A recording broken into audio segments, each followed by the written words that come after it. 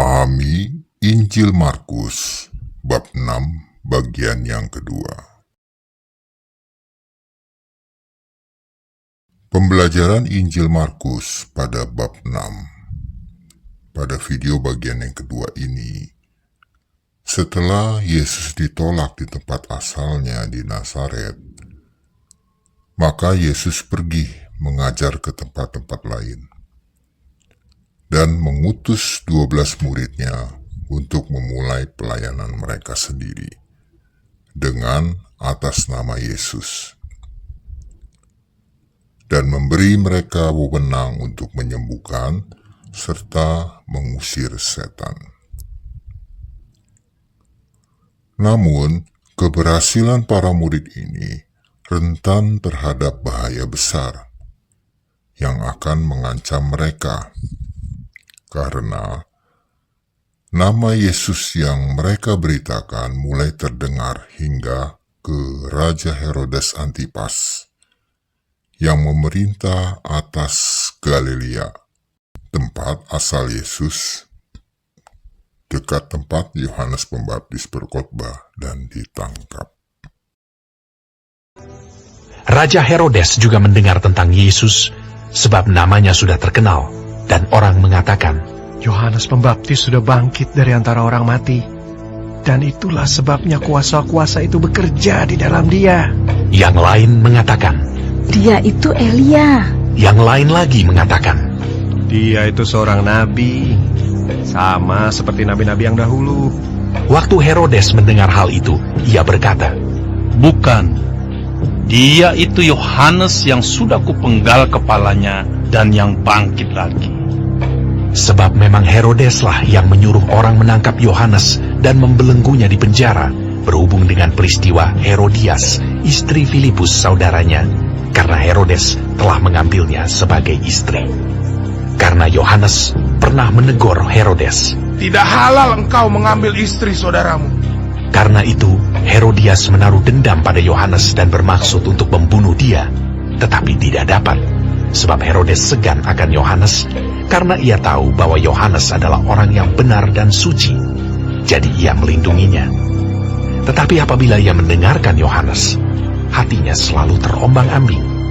Namun ia merasa senang juga mendengarkan dia. Akhirnya tiba juga kesempatan yang baik bagi Herodias. Ketika Herodes pada hari ulang tahunnya mengadakan perjamuan untuk pembesar-pembesarnya, perwira-perwiranya, dan orang-orang terkemuka di Galilea.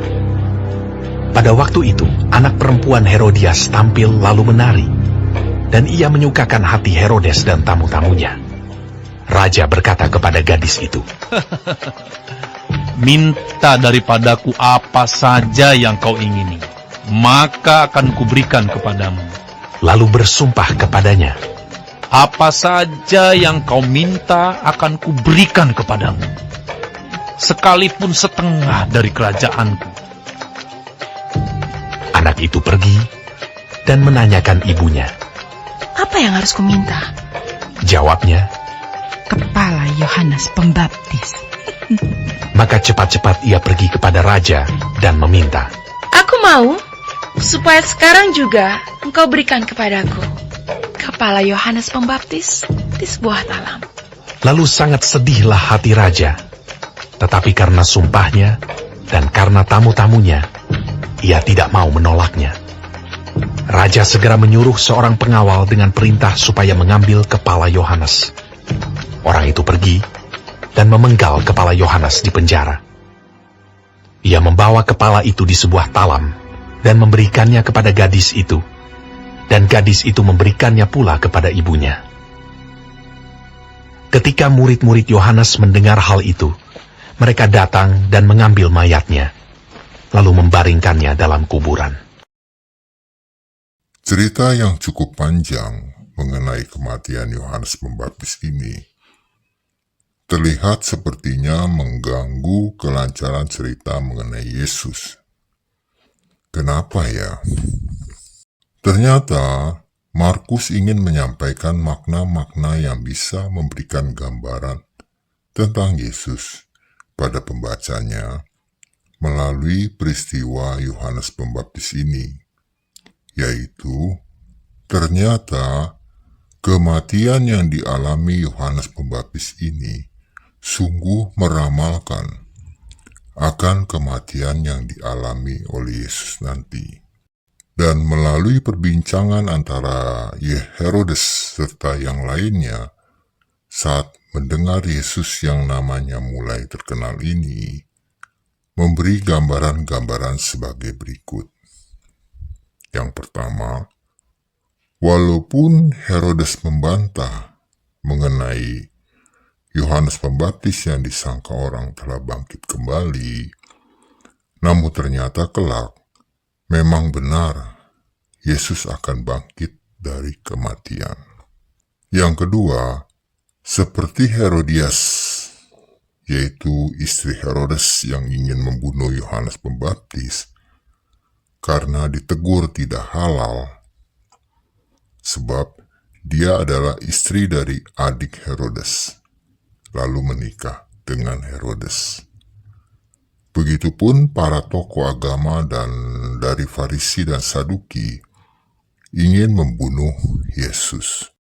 Yang ketiga, seperti Herodes yang tidak punya pilihan saat menghukum mati Yohanes Pembaptis, begitupun dengan Pilatus yang memerintahkan Yesus dihukum mati, meskipun tidak mengetahui atau menemukan kejahatan apa yang telah diperbuat oleh Yesus.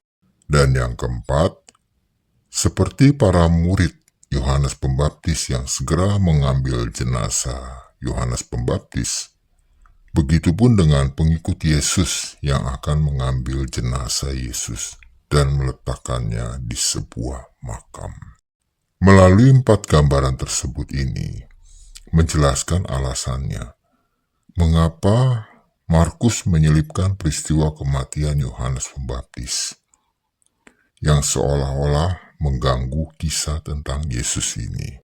Dan kisah kematian Yohanes Pembaptis ini juga menjadi alasan selanjutnya mengapa Yesus segera mengajak para muridnya menyingkir ke tempat sunyi dan terpencil, serta mengasingkan diri setelah mereka kembali dari pelayanannya. Kemudian rasul-rasul itu kembali berkumpul dengan Yesus dan memberitahukan kepadanya semua yang mereka kerjakan dan ajarkan. Lalu ia berkata kepada mereka, "Marilah ke tempat yang sunyi, supaya kita sendirian, dan beristirahatlah seketika." Sebab memang begitu banyaknya orang yang datang dan yang pergi, sehingga makan pun mereka tidak sempat. Maka berangkatlah mereka untuk mengasingkan diri dengan perahu ke tempat yang sunyi. Cukup sekian dulu pembelajaran Injil Markus, bab 6 pada bagian yang kedua ini. Dan akan dilanjutkan pada video berikutnya, pada bagian yang ketiga, mujizat terus berlangsung.